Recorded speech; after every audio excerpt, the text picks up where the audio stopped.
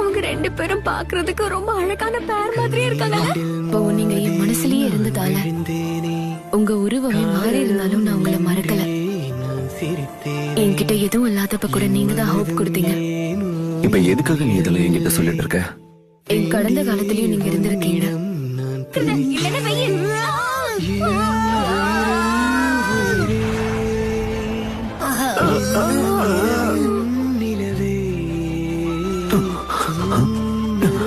நீங்க எல்லாரும் இங்க என்ன பண்றீங்க? அது வந்து சென்சை கொஞ்சம் சென்சை கங்க்ராச்சுலேஷன்ஸ்.